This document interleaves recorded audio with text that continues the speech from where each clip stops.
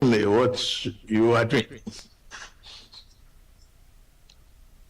The essence of democracy is to have,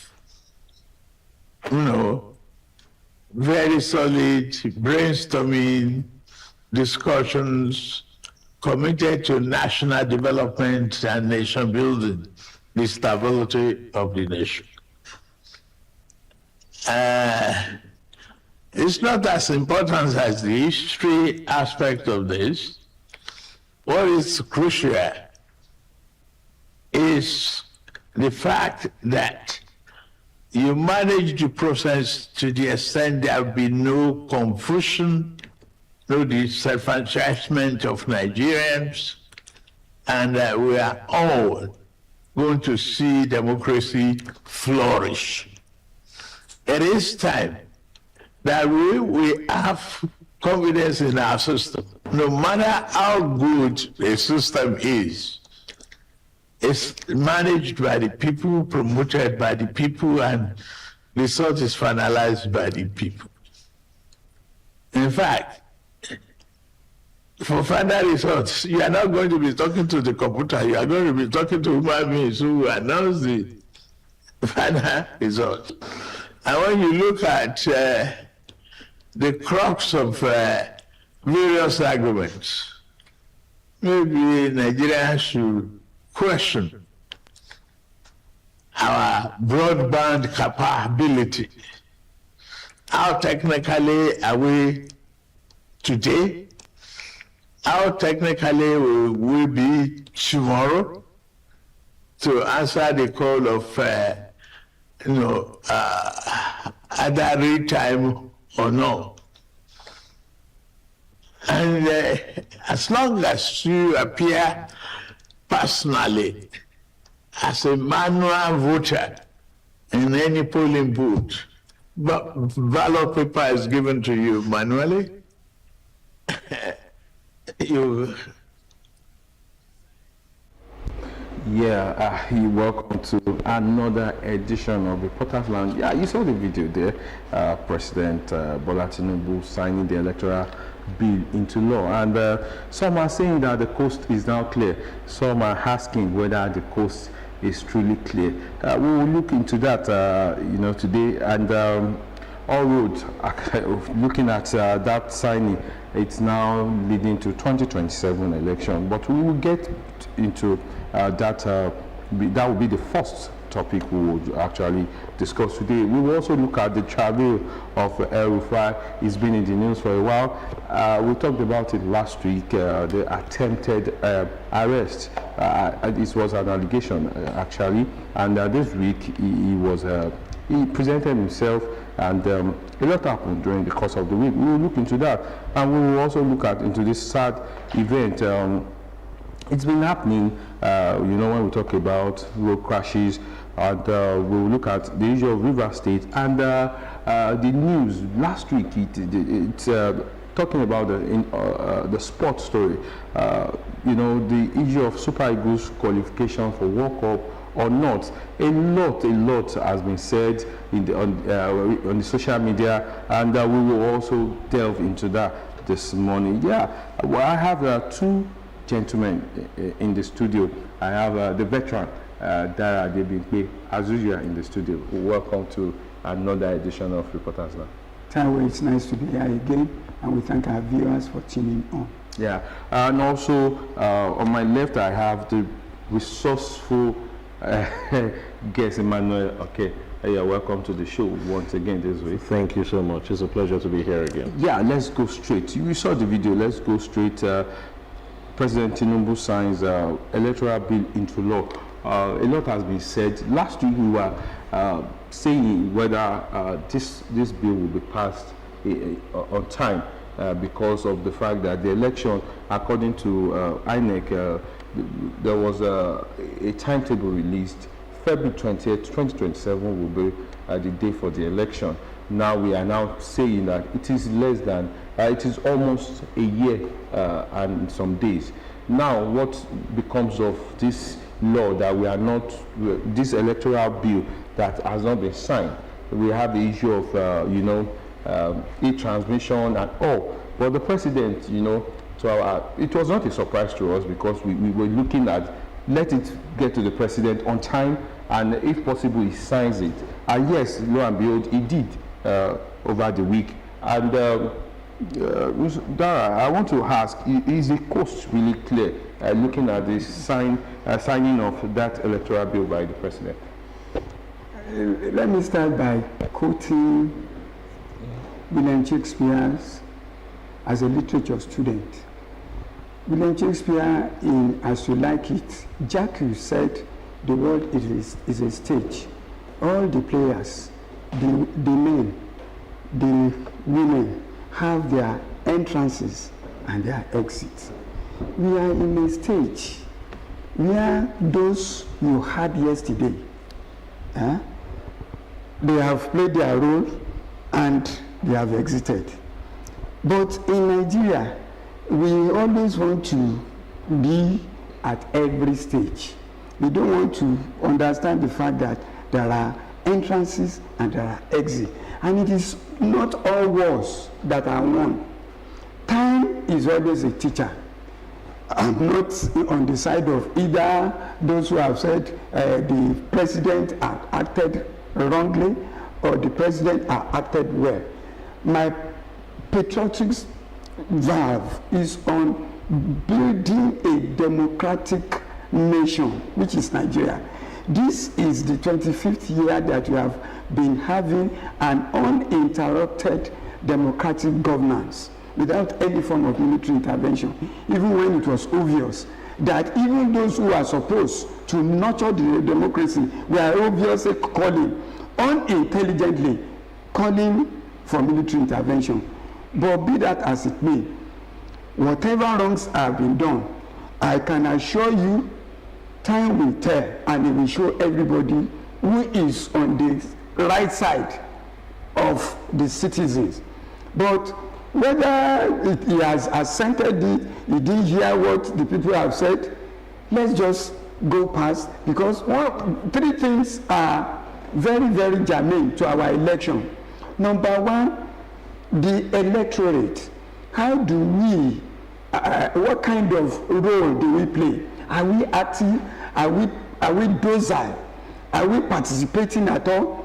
Number two, the politicians. How sincere, how patriotic, how genuine they are. Then the umpire, you know. The judicial arm is just an arbiter to assist where there is lacuna or to straighten up things. But all of these four that I've mentioned are equally germane. But if we are transparent, if we are sincere within ourselves, all the hues and cries, is to come and serve the people. You don't need to rig. You don't need to kill people before you come and serve the people.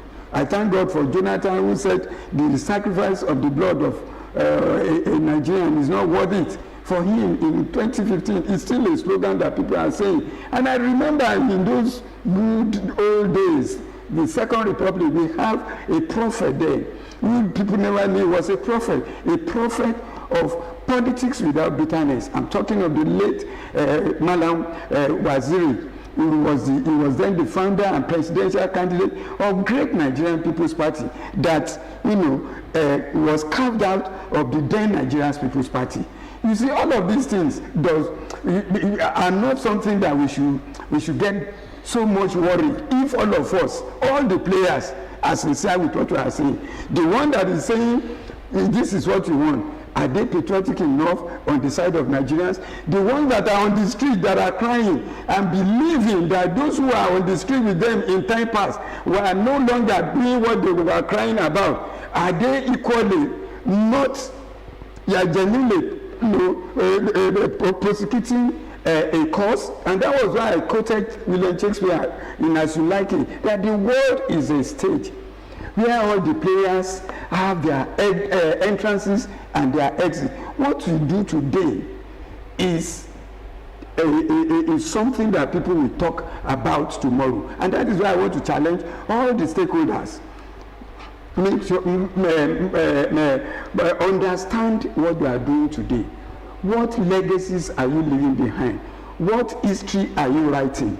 What do you want to be remembered for? That's my own concern about all this ulabalu. Well, a lot to talk about, Emmanuel. Let's look at, there's a coalition of civil society organization at this moment raising a lot of eyebrow on this matter. The first one, that make me to really consider the objectivity of, that their decision to fault the president, signing the bill is they are complaining that the speed of legislative process is fall short of democratic standard. We can also look at that. But one thing is they are asking that the president or the National Assembly should publish the assented version. That's one issue, and also the issue of mode of selecting the party's candidate. That also was outrightly stated in what the president signed, but they are asking for the full version of it. Now, looking at the eyeball, looking at should I say the concern of the coalition of civil society organization, do you think, looking at it, thoroughly, do you think they are being objective to the letter, looking at the fact that many Nigerians or some Nigerians are really clamoring for this electoral bill amendment, and yes, we have it? You ask a lot of questions, and the answers to those questions will determine the answer to the question you asked, which is what would be their intention to ask for the bill. It is well within their rights to request for the harmonized copies, the draft bill, up to the point of the assented copy. They are Nigerians and they are expressing that. It is also well within their rights to protest and be on the streets. Fine. It is also well within their rights to call the question or call government to question on issues like this. But however, when you start piecing together how we got here, then you ask the question, what do they want? What do they want to achieve? Before now, Nigeria is a fast evolving country, and we tend to get carried away with trends. Now, before now, I have never heard a controversy surrounding the letters of our law. Now, what used to be so controversial was the spirit of the law, what this tends to achieve. Until late last year, when a House of Reps member came up with the letters of the law and started questioning. And it was a total distraction for the whole country. And it got so unfortunate that after proper findings, it was false, a ruse, a false alarm. So I will personally not go down that line with them again, seeking for what has been passed. We know that the Electoral Act 2026 has little alterations when you compare it to the Electoral Act 2022. So why would anyone be mischievous enough? Now, it is so unfortunate that our civil society organizations leave the main crust of issue and minor or major on frivolities, irrelevancies. Now, yes, I agree and I acknowledge there was a national discourse, the issue of transmission, but there were some other germane issues in the law passed that we all missed because of what I call this laser focus on just one thing alone, tunnel vision, on just e-transmission alone. For instance, any smart opposition party would know that the removal of indirect primaries from that law is a disservice to them. Only a party with a strong hierarchy and a strong father figure like the All Progressives Congress can run what the Electoral Act 2026 has placed. But instead of looking at all these things, there are other issues we're looking at. For instance, a major issue of criminalizing vote buying was left absolutely unattended to. And we were focusing on transmission, a place that there should have been no issue at all.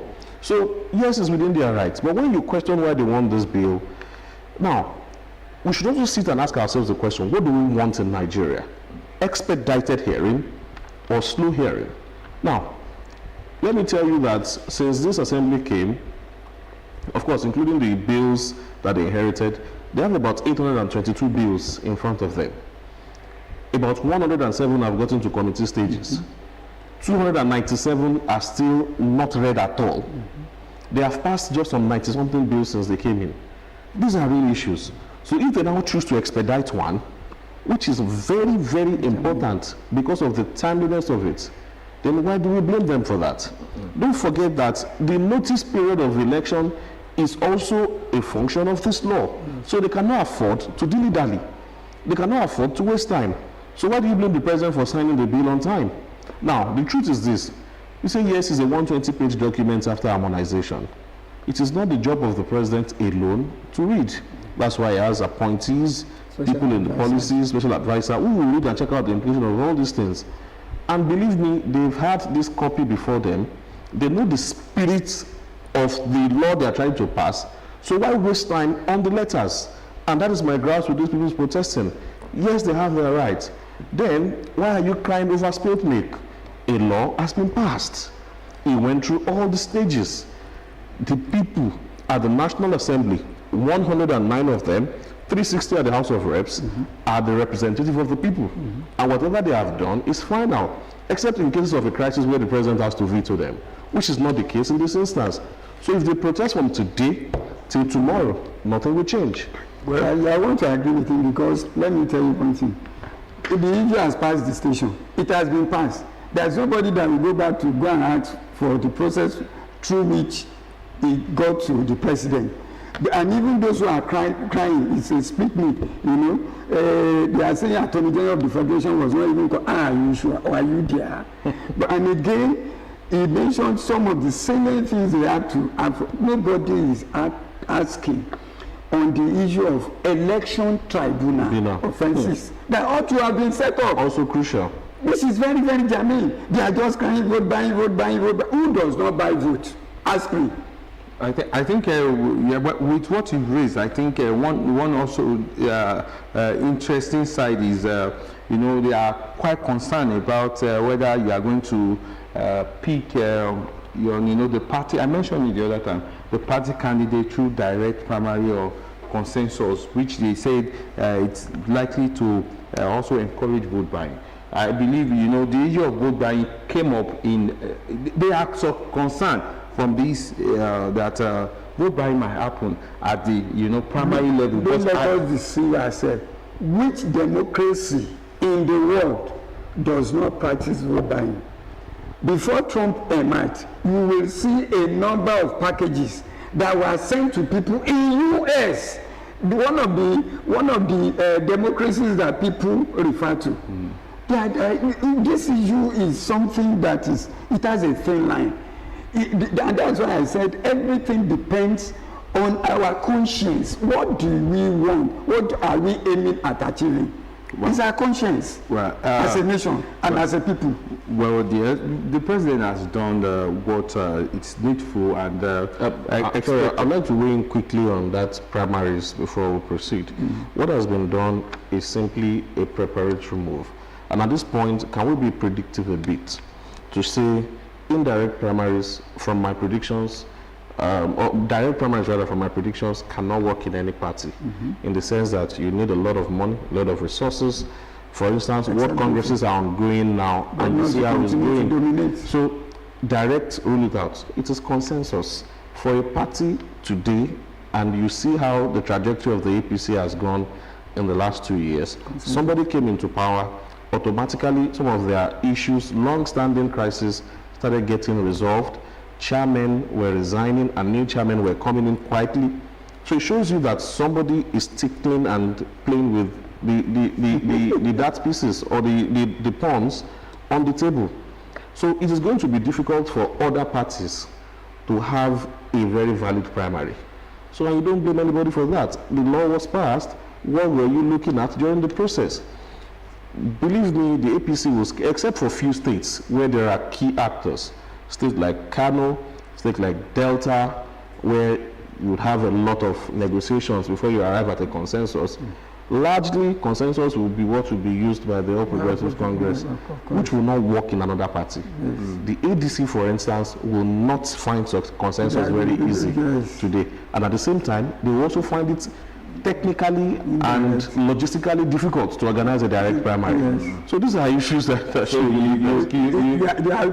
have made the groundwork for 2027. So you can rightly say that you can doubt the objectivity of some of the things that this coalition is asking, or even some of the decision of some of this opposition party faulting the process of the electoral or the signing of the electoral bill. Let's move to the next one. El-Rufai has been in the news for some weeks now, and last week the Economic and Financial Crime Commission, EFCC, detained Nasir El-Rufai, former governor of Kaduna State, over allegation of misappropriation of fund approximately 432 billion naira during his tenure 2015 to 2023, and he's also facing cybercrime charges for allegedly intercepting the phone communication of National Security Advisor Ibadu.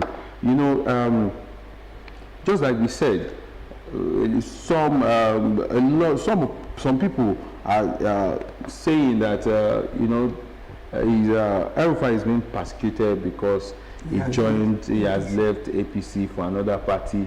That election is coming. Is a very big figure in Kaduna, and this has been said at and don't forget that the Kaduna House of Assembly before now has indicted him for this before EFCC stepped in. But you also ask, what is the when the assembly has already done, has already indicted the person, and he didn't appear, though some of the commissioners he appointed appeared to defend some of these things, but he did not appear. And also the issue of the cybercrime charges has been there, but you now look at the two and look at it. Does it have any political undertone? No matter what you say, people will not believe it doesn't have political undertone, because we are in the political era. Politics is all about games, various antics that you throw about. And again, they often say, there's always a saying, those who live in glass houses should not throw stones. When you are in a political competition, you must be watchful how you carry yourself. El-Rufai happens to have gone from a humble beginning. Do you know he served in Ogun State in 1986 as a first-class quantity surveyor? He was one of those who were with WIPI that built Ogun Oyo Dam. That was the only public place that he worked.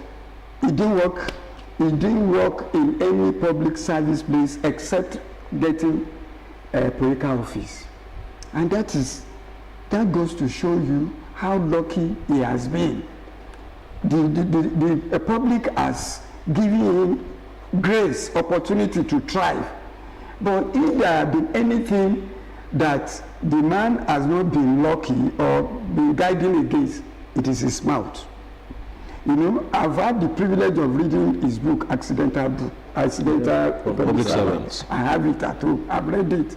You have had even the comment of a one-time former head of state, President Olusegun Obasanjo, the comments he made about him. And again, the tantrums that has been going on between him and Ribadu. Let me tell you, the genesis of all these things, if you take into consideration what I gather, has been the issue of who will take over after Obasanjo, because Obasanjo was rooting for a younger character when he was about to exit before he picked Yaradua. Listed among them were Ribadu, El-Rufai, and Yaradua. But because of other things, in fact, among the kitchen cabinet, they pick El-Rufai first before Ribadu. But I learned that the former president preferred to take Yar'Adua because of the governor's forum influence, which those two did not have. Since that time, things have not been getting well and easy, because I learned that they were good friends. Now each time each time anything happens to you, you first of all, make advances to Ribadu. And he himself said it in an interview. It's a criminal offense on his own. Like for you to invoke the National Security Advisor's phone. In some crime, people say by now, for him to get to see the outside world will be a long time before he will be allowed. But coming to think of it, that's another one concerning cybercrime. Number two, the issue of investigation to misappropriation in Kaduna State. The House had already investigated the spending. They find out certain things which are not in public domain. But you see, politicians, they have a way of using, knowing what kites to throw at a particular point in time. It might be because of that, but are you saying because he is a politician, he should not be tried for that? And quite apart from that, when you look at the number of actions in terms of allegations against him concerning human rights abuse, concerning his governance in Kaduna State, some people were taken. I had the privilege of hearing a senior advocate of Nigeria, woman, who was defending some of the people. He allegedly, caused to be arrested, and taken into prison for no just cause. Those are the things that are not making things easy for him at this right hour. And that was why I said, if you are in a glass house, don't throw stones, particularly when electioneering is near. So it's not an issue of politics. There is nobody that is above the law. Well, Emmanuel, you are nobody above the law, and also I know that you have your freedom of speech. Even for whatever, though you are limited, in some restricted. But El-Rufai has been a political appointee and also served as elected governor, and now he's actually facing this travail.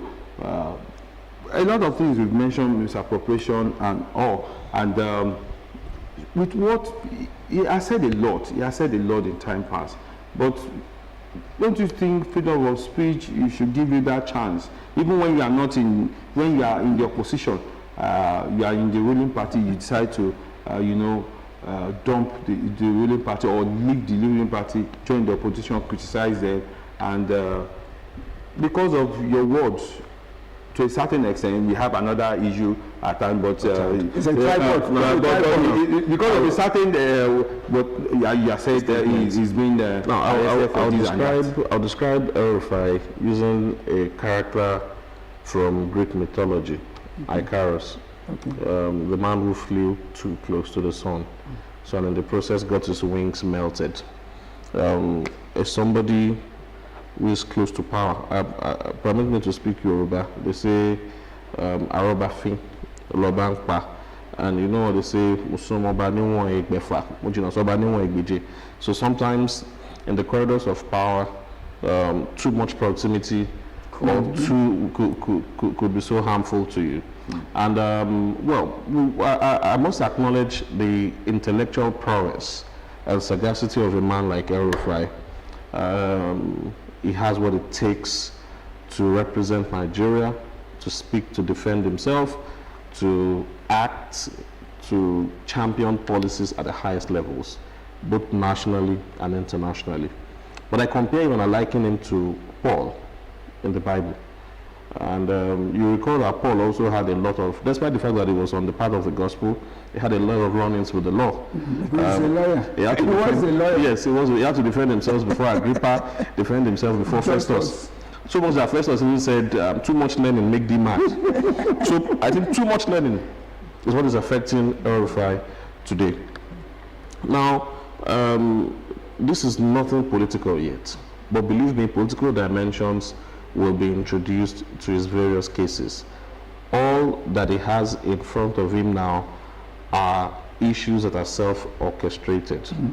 Number one. And before I proceed to the cases, and I think the National Assembly has now been vindicated when they said he couldn't get his security clearance. His recent statement on listening in to the NSA's call has vindicated the National Assembly for not clearing him as minister. If this is found to be true in the court of law, then he's indeed a security risk to Nigeria and is not fit to be minister. Indeed, an accidental public servant. His book details it. But we must look at some of the cases in front of him. 4.2 billion naira by the EFCC is not a new case. It's basically the saying that if you pass through public office, there's no way that some debts would not attach to your clothing. Now, what should have been done was for him to have defended himself. Now, we know it's that in the Nigerian political system of today, there's a cherry picking and hand picking of cases to be tried. The moment he had a fallout with his successor, that's Ubasani, that's the moment, of course, you know this is coming And he by happens to be his friend. his friend. So you know, I think it was even by fiat to say, go and try this man. So his ally has been arrested, questioned. Now, why I said too much learning is putting El-Rufai beside himself is that, first is that the FCC has been inviting him for a while and he has not been going. The moment they wanted to lay hold of him, but then the day he was going, he went there with a truckload of documents. That is self-indicting. If I was the FCC officer, I will tell him, fine, I appreciate so much the documents you brought, and I'll need time to examine this document. I'll therefore approach the court to give me an order to detain him for 45 days to examine those documents. Because he brought the documents. So sometimes in the matter of the law, you don't answer what you have not been asked. There's a specific case against you. Bring only documents related to those. And that's why he had to spend close to 48 hours in EFCC custody. His case with ICPC is there. Believe me, the DSS will be waiting in the ICPC premises for him to be released, for them to also have their pound of flesh.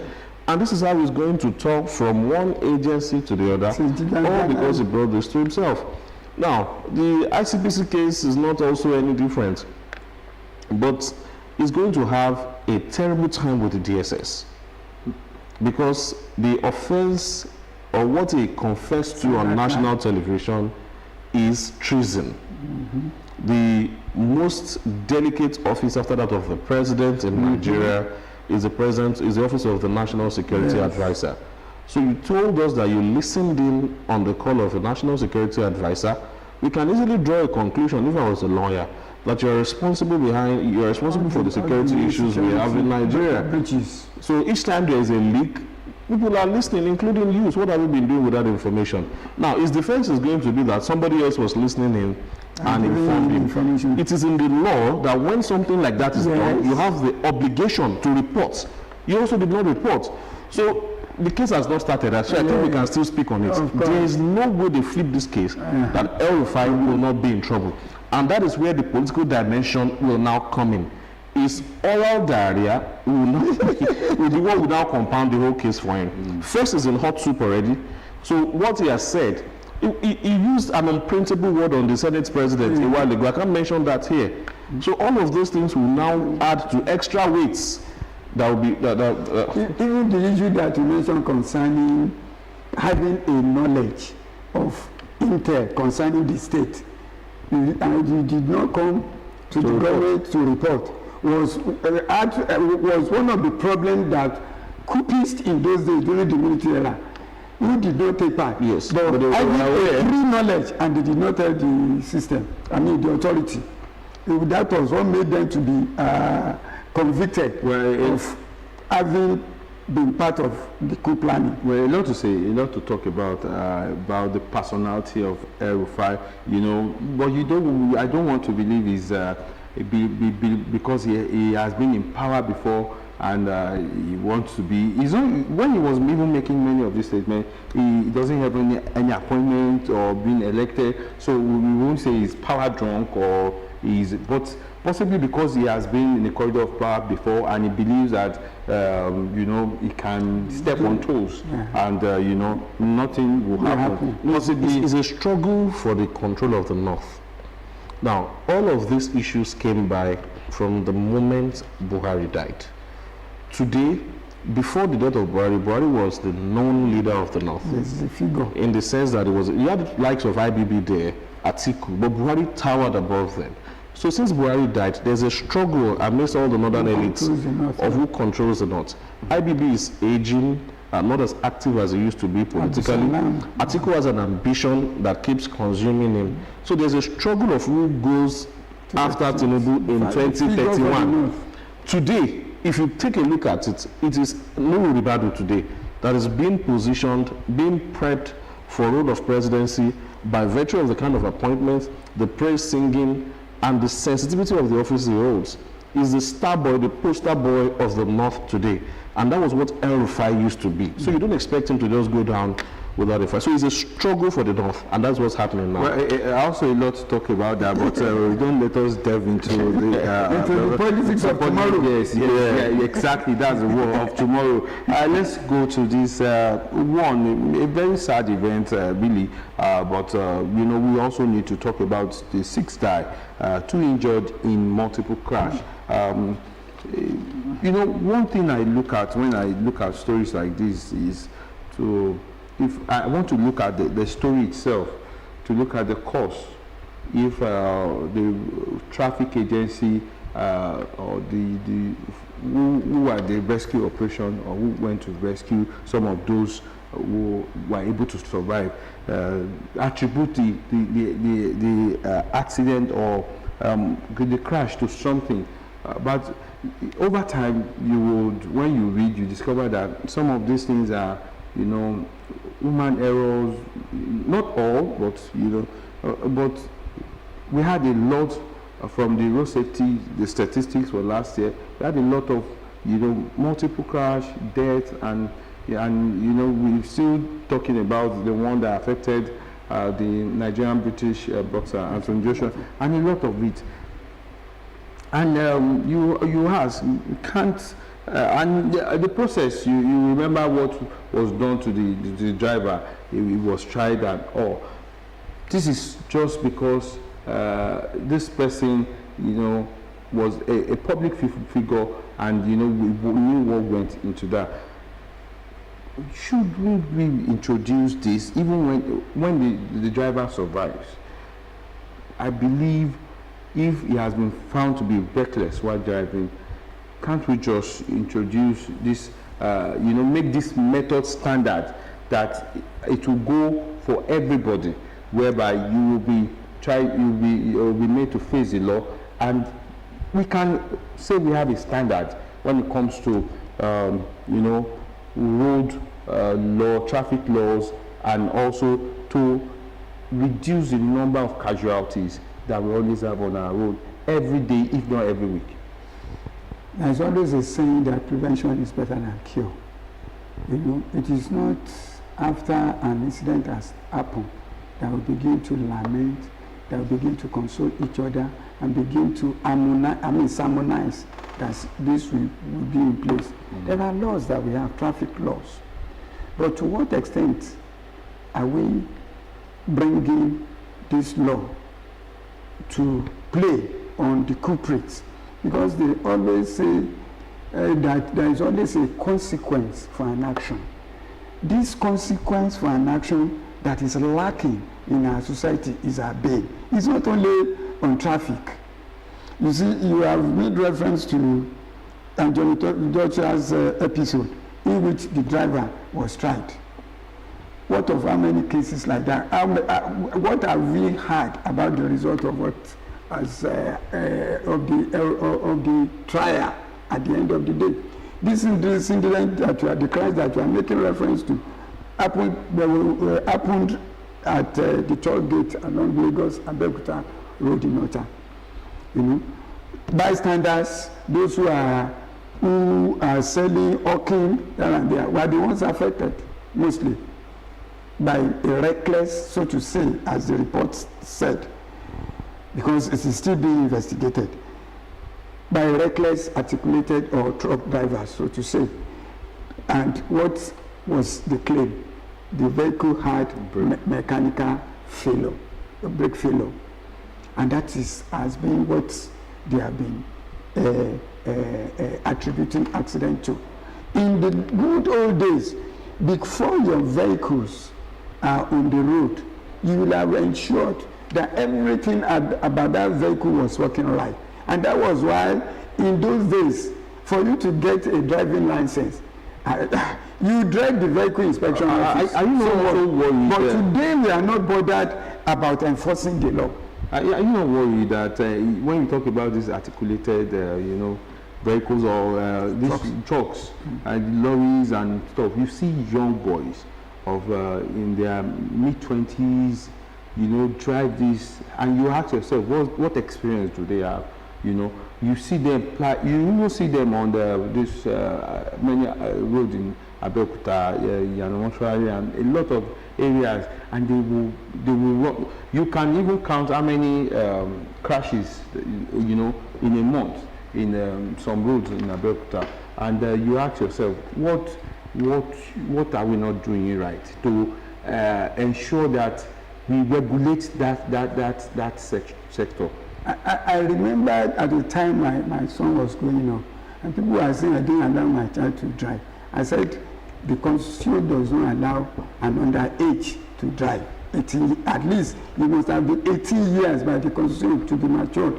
However, how many people are allowing this to be upheld? Like I said, there are rules, but how many people are observing it? So you see, it is not the issue of these people when you see them that they are young, that most of them are not in their age. And in fact, from what I've never driven a truck anyway, but I've been told it's about the easiest the skills that you can drive, because it's so soft in every area in terms of turning, in terms of moving. But when you still did. But you see, most of the things that we are not looking at is the mechanical fitness of such vehicles, then the character of who is driving, because majority of them they will drive after they have been fully taken by alcohol, and that has been the bane.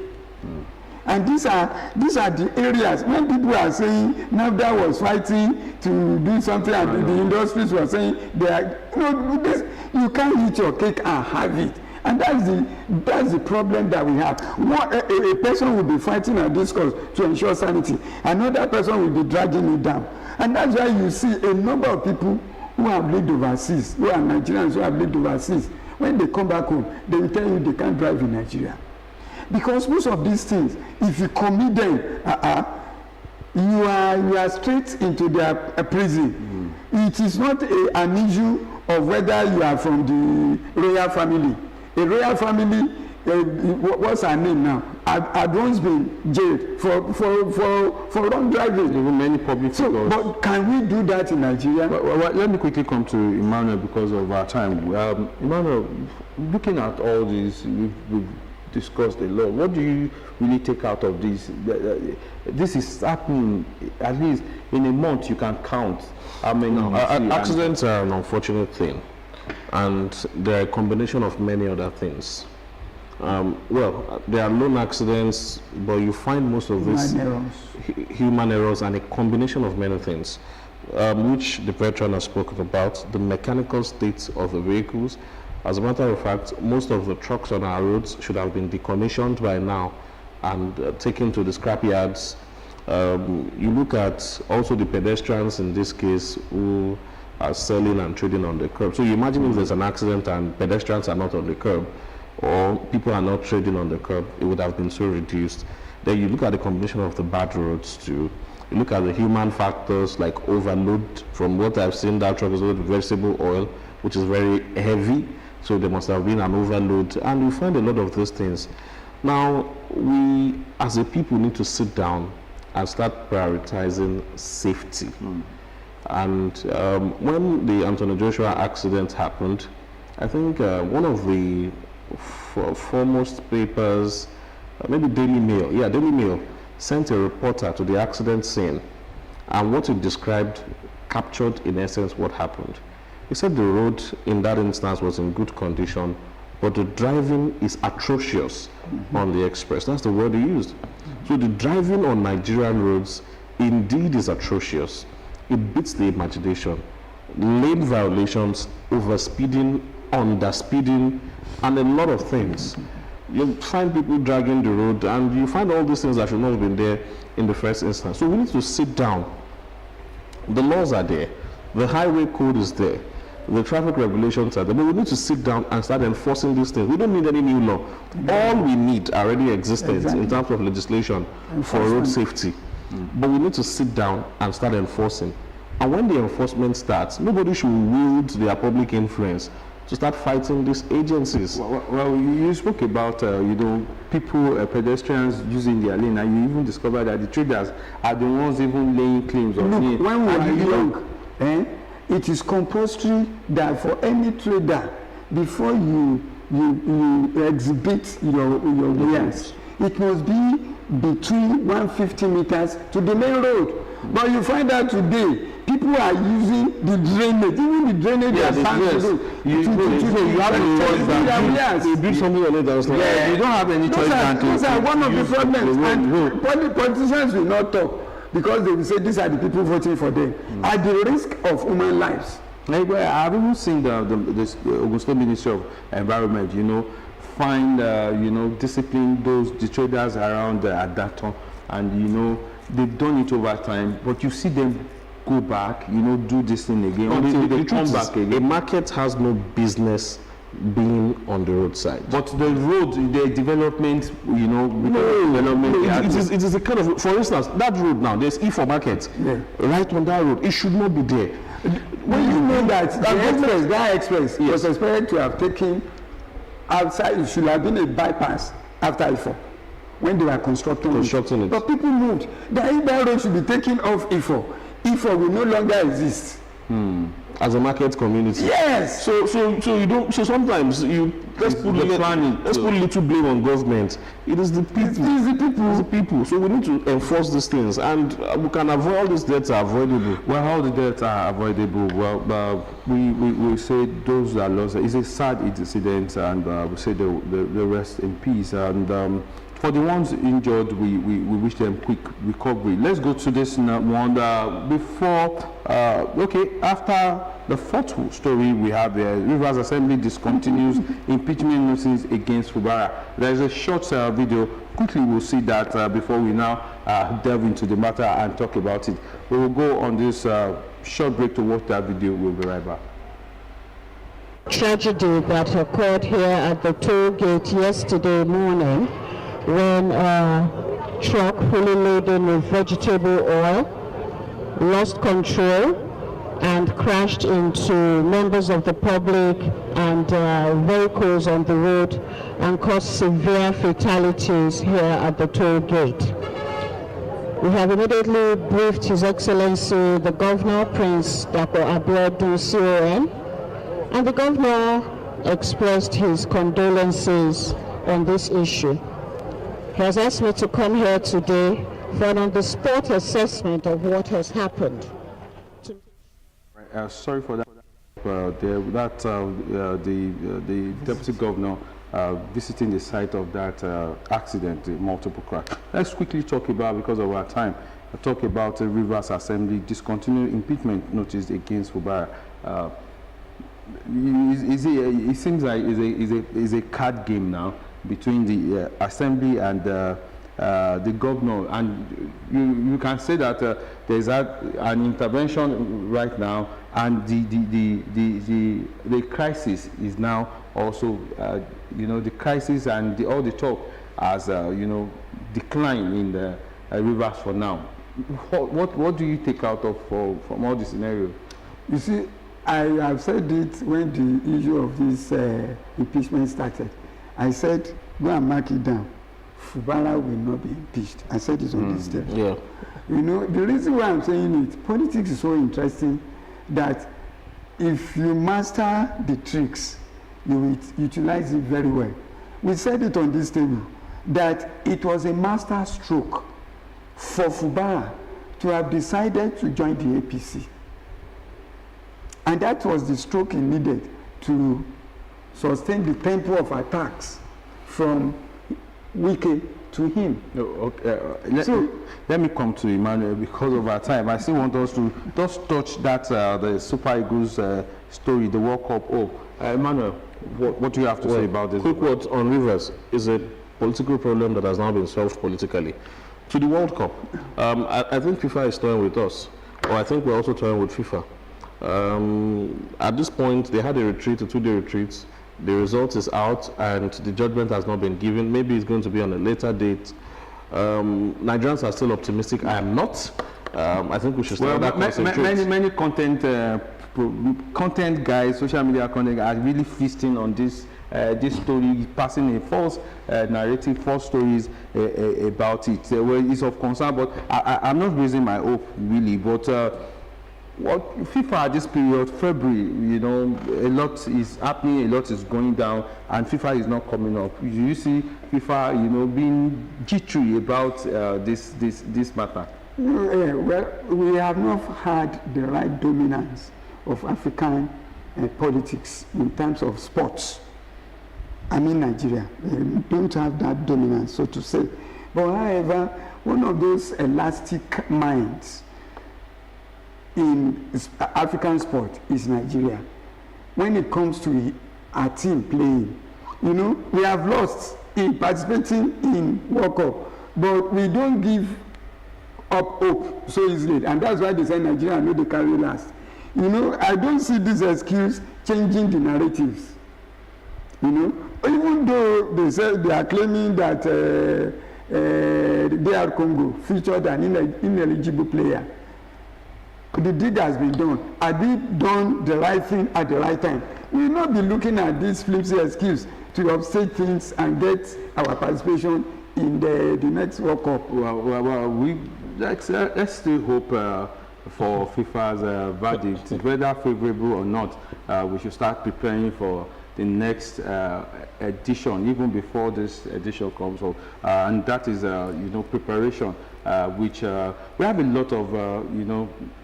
The Nations Cup is also there, so we can prepare possibly with that. That's the program this morning, and I believe you do enjoy every part and every topic discussed, every headline touched today. If you really do, join us again next week. And before then, guys, I thank you for coming to the show this morning. It's a pleasure. It's our pleasure to be here. Enjoy, join us again next week, and enjoy your weekend. Bye for now.